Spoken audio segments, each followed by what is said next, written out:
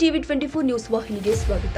ಕಳೆದ ಸಲ ಮಳೆಯ ಅಭಾವದಿಂದಾಗಿ ನದಿ ಮತ್ತು ಕಾಲುವೆಗೆ ನೀರು ಬಾರದ ಕಾರಣ ನೀರಿಗಾಗಿ ಅನೇಕ ಸಮಸ್ಯೆಗಳನ್ನ ಎದುರಿಸಿ ಭತ್ತಕ್ಕೆ ಪರ್ಯಾಯವಾಗಿ ಬೆಳೆದ ಜೋಳವನ್ನ ಮಾರಲು ಬಂದ ಅನ್ನದಾತನಿಗೆ ಆಗಾಗ ಖರೀದಿ ಕೇಂದ್ರದಲ್ಲಿ ಉಂಟಾಗುವ ಸರ್ವ ಸಮಸ್ಯೆ ಆತಂಕವನ್ನ ಉಂಟು ಮಾಡಿದೆ.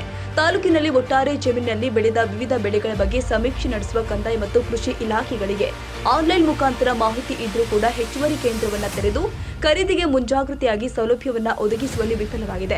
ಶುದ್ಧ ಕುಡಿಯುವ ನೀರು, ಶೌಚಾಲಯ, ವಯಸ್ಕರಿಗೆ ಕೂರಲು ಆಸನ ವ್ಯವಸ್ಥೆಯಂತಹ ಸೌಲಭ್ಯಗಳು ಇಲ್ಲದೆ ಬಿಸಿಲಿಗೆ ವೃದ್ಧರು, ಗರ್ಭಿಣಿಯರು ಬಸವಳಿಯುವಂತಾಗಿದೆ.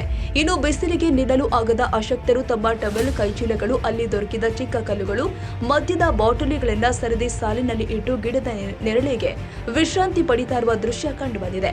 ಕಚೇರಿಯಲ್ಲಿ ತಂಪು ಗಾಡಿಯಲ್ಲಿ ಕೂರುವ ಸರ್ಕಾರಿ ಅಧಿಕಾರಿಗಳು ತೋರುತ್ತಿರುವ ನಿರ್ಲಕ್ಷ್ಯ ಧೋರಣೆಯಿಂದಾಗಿ ಮಳೆ, ಬಿಸಿಲು, ಪ್ರವಾಹ, ಸುನಾಮಿಗಳಂತಹ ಪ್ರಕೃತಿ ವಿಕೋಪಗಳ ಮಧ್ಯೆಯೂ ಕಡುತಾಪದಲ್ಲಿ ಬೆವರು ಸೂಸು ದೇಶದ ಹಸಿವು ನೀಗಿಸುವ ರೈತನ ಕಷ್ಟಕ್ಕೆ ಸ್ಪಂದಿಸ್ತಾ ಇಲ್ಲ. ಕೆಲವರಿಗೆ ಮಾತ್ರ ವಿಶೇಷ ಪ್ರಾತಿನಿಧ್ಯ ನೀಡುತ್ತಾ ಇರುವ ಆರೋಪ ಕೇಳಿಬಂದಿದೆ.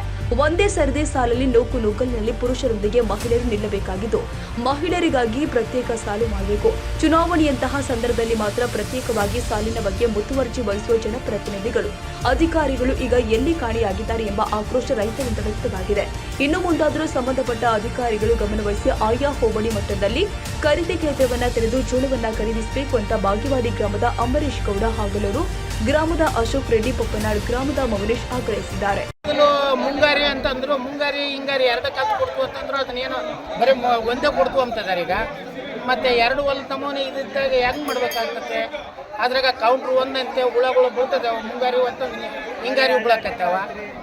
ಆಮ್ಯಾಕ ತಗೊಳ್ಳೋದಲ್ಲ, ಅದು ಮಾಡೋದಿಲ್ಲ ಅಂತಾರ. ಹೆಂಗ್ ಮಾಡ್ಬೇಕು? ಇದನ್ನ ಪರಿಸ್ಥಿತಿ ಗಂಭೀರ ಐತೆ. ಎರಡೆರಡು ಕೌಂಟ್ರನ್ನ ಮಾಡ್ಬಿಡ್ರು. ಇಲ್ಲಿ ನೋಡಿದ್ರೆ ಇಷ್ಟು ಜನಸಂಖ್ಯೆ ಐತೆ, ಎಲ್ಲಿ ತಗೋಬೇಕು?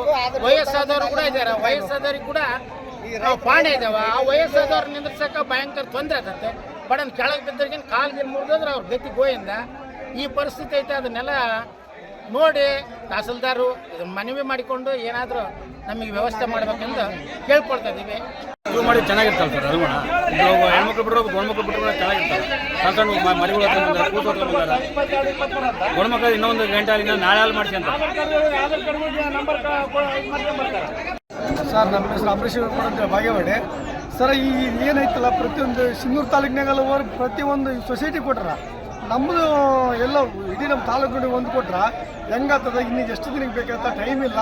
ಇನ್ನೊಂದೆರಡು ಮೂರು ನೀವು GPS ತೆಗೆ 3 ಕೌಂಟ್ರ್ ಮಾಡ್ಬೇಕಂತ ಈ ರೈತರು ಎಲ್ಲರೂ ಮನವಿ ಮಾಡ್ಕೊತೀವಿ. ತಹಸೀಲ್ದಾರಿಗೆ ಗಮನಕ್ಕೆ ಅರ್ಜೆಂಟ್ ಮಾಡ್ಬೇಕು ಸರ್. ತಹಸೀಲ್ದಾರ್ ಗಮನಕ್ಕೆ ಹಾಕಿ ಜೋಳ ಸುದ ಮುಳಕ್ಕೆ ಹಚ್ಚೋ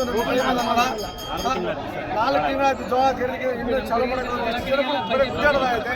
ನೀವು ಇನ್ನೊಂದು 3 ಕೌಂಟ್ರ್ ತೆಗಿಬೇಕಂತ ನಾವೆಲ್ಲ ಮನವಿ ಮಾಡ್ಕೊತೀವಿ ಎಲ್ಲ. ಹೊಂದೂರಪ್ಪ ಸಿರ್ಗುಪ್ಪ, ಟಿವಿ 24 ನ್ಯೂಸ್.